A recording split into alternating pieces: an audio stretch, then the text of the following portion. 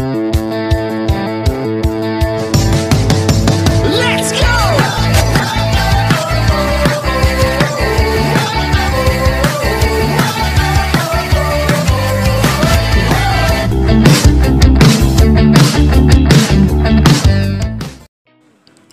வணக்கம்.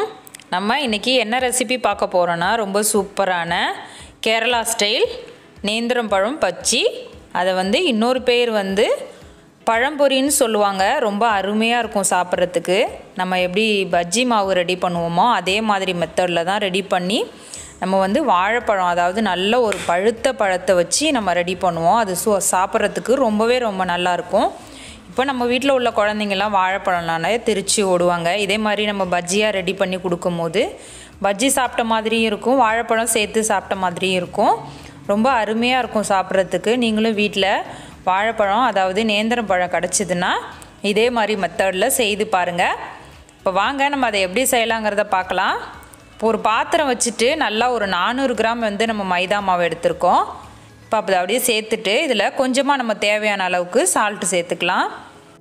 அதுக்கு அடுத்தது அப்படியே இதில் ஒரு 2 டீஸ்பூன் சர்க்கரை சேர்த்துக்கோங்க. அதுக்கப்புறம் ஒரு 2 டீஸ்பூன் போல் அரிசி மாவையும் சேர்த்துக்கோங்க கூட. இதில் கொஞ்சமாக நம்ம ஒரு ஃப்ளேவருக்கு தான் ஏலக்காய் பொடி சேர்த்துருக்கோம். இது அப்படியே நல்லா சேர்த்துட்டு நல்லா கரண்டியால் நல்லா எல்லா இடமும் படுற மாதிரி அப்படியே நல்லா மிக்ஸ் பண்ணிக்கோங்க.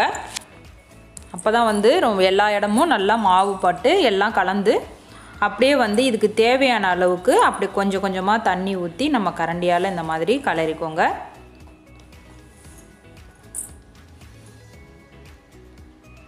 நம்ம மொத்தமும் ஊற்றிட்டோன்னா நம்ம கரெக்டான பதத்துக்கு வராது. அதுக்காக தான் இந்த மாதிரி கொஞ்சம் கொஞ்சமாக ஊற்றி நம்ம மாவை மிக்ஸ் பண்ணுறோம். இதே மெத்தட்லேயே நீங்களும் மிக்ஸ் பண்ணிக்கோங்க. பாருங்கள், நல்லா கலரியாச்சு. நல்லா தண்ணி ஊற்றி நல்லா இந்த மாதிரி ஒரு பஜ்ஜி மாவு பக்குவத்தில் நம்ம ரெடி பண்ணியிருக்கோம். இப்போ இவ்வளோ தான் மாவெல்லாம் சேர்த்தாச்சு. பாருங்கள், நான் ஒரு இட்லி மாவு ஒரு 2 டீஸ்பூன் போல் சேர்க்க போகிறோம். இது எதுக்கு நம்ம சேர்க்குறோன்னா மாவு கொஞ்சம் நல்லா சீக்கிரமாக புளிக்க வைக்கிறதுக்காக வேண்டி அப்படியே இட்லி மாவு சேர்த்துருக்கோம். இப்போ சில பேர் சோடா உப்பு இதை மாதிரி சேர்ப்பாங்க. நம்ம அதெல்லாம் சேர்க்காம இந்த இட்லி மாவு கொஞ்சமாக சேர்த்தாலே மாவு சீக்கிரமாக கொஞ்சம் புளிப்பு ஏறிடும். மாவு சீக்கிரமாகவே ரெடி ஆகிடும். ரொம்ப நல்லாயிருக்கும் மாவு சேர்க்கும் போது, இட்லி மாவு சேர்க்கும் போது. பாருங்கள், இது அப்படியே நம்ம ஒரு 1லேருந்து 2 ஹவர் போல் ஊற வச்சுக்கலாம். நல்லா மாவு ஊறட்டும், வெயிட் பண்ணுவோம். இப்போ பாருங்கள், கரெக்டாக ஒரு 2 ஹவர் போல் நம்ம மாவை ஊற வச்சுருக்கோம். மாவு நல்லா ரெடி ஆகிடுச்சு. நல்லா சூப்பராக மாவு கொஞ்சம் போல் புளிச்சு வந்திருக்கு பாருங்கள். நல்லா இந்த மாதிரி ஒரு கரண்டியை வச்சு மிக்ஸ் பண்ணிவிட்டு நம்ம ஒரு ஃப்ளேவருக்கு தான் இதில் கொஞ்சமாக எள்ளை சேர்த்துக்கலாம். எள்ளு சேர்த்து சாப்பிட்டு பாருங்கள். அது நம்ம சாப்பிடும் போது இடையில கடிப்படும். ரொம்ப நல்லாயிருக்கும். அது கொஞ்சமாக ஃபுட் கலர் சேர்த்துருக்கோம் நம்ம. இது ஒரு ஆப்ஷனல் தான். எப்படின்னா வீடியோவுக்கு பார்க்க ரொம்ப அழகாக இருக்கும். அதுக்காக வேண்டி இதை சேர்த்துருக்கோம். இது சேர்க்கலனா கூட ஒன்றும் பரவாயில்ல. எல்லாம் ஒரே மாதிரி டேஸ்ட்டில் தான் இருக்கும். நீங்கள் சேர்க்காமல் கூட செய்துக்கோங்க. இப்போ எல்லாத்தையும் நல்லா ஒன்று சேர்கிற அளவுக்கு மிக்ஸ் பண்ணிவிட்டு நம்ம பாருங்கள், அடுத்தது நம்ம நேந்திரம் பழம் எடுத்திருக்கோம். இது நல்லா பழுத்து போயிருக்கு, பழுத்த பழமாக இருக்குது. அதை மாதிரி தான் இதில் எடுக்கணும். அப்போ தான் சாப்பிட்றதுக்கு ரொம்ப நல்லாயிருக்கும். நல்ல பழமாக இருக்குது பாருங்கள். தோல்லாம் கூட கலர் மாறி இருக்குது. இப்போ நம்ம ஒரு பழம் எடுத்துகிட்டு இதே மாதிரி உரிச்சிட்டு 2ஆக கட் பண்ணி நம்மளோட சைஸுக்கு தகுந்த மாதிரி நம்ம கட் பண்ணிக்கலாம். இப்போ உங்களுக்கு என்ன மாதிரி சைஸ் வேணுமோ, இல்லை நீட்டாக வேணும்னா நீட்டாக கட் பண்ணிக்கலாம், இல்லைனா ரவுண்டாக கட் பண்ணிக்கலாம். உங்களுக்கு எந்த மாதிரி மெத்தடில் வேணுமோ அந்த மாதிரி கட் பண்ணிக்கலாம். இந்த பழம் கட் பண்ணும்போது நம்ம பார்த்து ஜாக்கிரதையாக கட் பண்ணணும். ரொம்ப வழுக்கும். பாருங்கள், நான் இந்த சைஸில் இந்த அளவுக்கு தின்னாக இருக்கணும். அப்போ தான் நல்லா பஜ்ஜி போட்டு நம்ம எடுக்கிறதுக்கு ரொம்ப நல்லாயிருக்கும். நான் ஒரு பழம் தான் இதில் கட் பண்ணியிருக்கேன். நீங்கள் மொத்தமாக கட் பண்ணி வச்சிடாதீங்க. ஏன்னா கலர் அப்படியே வாழைப்பழத்தோட கலர் மாறிடும். பாருங்கள், நம்ம ஆயில் ஹீட் பண்ணியிருக்கோம்.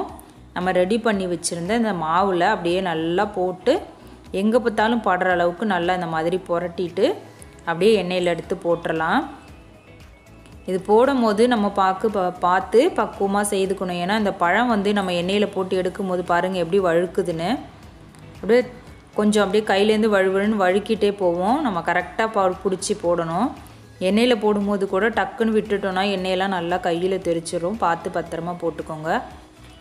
பாருங்கள், இதில் வந்து நான் ஒரு 5 பூரி போல் போட்டிருக்கேன். பழம் ரொம்ப அழகாக இருக்குது பாருங்கள் பார்க்குறதுக்கு. நம்ம சேர்த்த அந்த எள்ளு வந்து அதில் மேலெல்லாம் பயங்கர கலரில் நல்லா இருக்குது பார்க்குறதுக்கு. பாருங்கள், நல்லா இது மாதிரி எல்லா இடமும் நல்லா வேகப்படுற மாதிரி பெரட்டி போட்டுக்கலாம். ரொம்ப சீக்கிரமாகவே வெந்துடும். நம்ம வந்து இந்த நேரத்தில் அடுப்பை சிம்மில் வச்சு வேக வச்சுக்கணும். ஏன்னா உள்ளே உள்ள பழம் வந்து வேகலைன்னா இது சாப்பிட்றதுக்கு நல்லா இருக்காது. உள்ளே உள்ள பழமும் வேகணும், மேலே இருக்கிற அந்த மாவும் வேகணும். பாருங்கள், ரெண்டுமே நல்லா வெந்திருக்கு பாருங்கள். இப்போ நம்ம மாவு வந்து ஊற வச்சதுனால இந்த மாதிரி சூப்பராக வந்திருக்கு. போட்ட உடனே அந்த அந்த புஃப்னு ஒன்று வருது பாருங்கள், அது எவ்வளோ அழகாக இருக்குது பாருங்கள். அது ரொம்ப சாப்பிட்றதுக்கும் ரொம்ப நல்லாயிருக்கும். நான் ரெண்டாவதாக வந்து இன்னொரு 5 போட்டு எடுத்திருக்கேன். நான் வந்து ஒரு பழம் செய்துட்டேன். இது மாதிரி ஒன்று ஒன்றா வெட்டி செய்துக்கோங்க. இப்போ அப்படியே வந்து நம்ம இதை எண்ணெயெல்லாம் வடிச்சிட்டு ஒரு கவரில் போட்டுக்கலாம். நான் ஒரு பழம் தான் இதில் வெட்டி செய்திருக்கேன். நம்ம அடுத்தடுத்து இன்னும் வெட்டி நம்ம இருக்கிற பழத்தை செய்துக்கலாம். பாருங்கள், இப்போ நான் மொத்தமாக வந்து ஒரு 2 பழம் போல் செய்து வச்சுருக்கேன். மொத்தமும் செய்துட்டேன். இதே மாதிரி மெத்தடில் பழம்பொரி ரொம்ப சூப்பராக வீட்டில் எல்லோருக்கும் செய்து கொடுங்க. நீங்களும் செய்து சாப்பிடுங்க. ரொம்ப ஹெல்த்தியான ஒரு ஃபுட் தான் இது. ரொம்ப சூப்பராக இருக்கும். என்னோடய வீடியோ பிடிச்சிருந்தா லைக் பண்ணுங்கள். ரொம்ப பிடிச்சிருந்தா சப்ஸ்கிரைப் பண்ணுங்கள். பக்கத்தில் உள்ள பெல் பட்டனை கிளிக் பண்ணுங்கள். மறந்துடாமல் உங்களோட ஃப்ரெண்ட்ஸ் ரிலேட்டிவ்க்கெலாம் ஷேர் பண்ணுங்கள். தேங்க்யூ ஃபார் வாட்சிங். உங்கள் லக்ஷ்மி.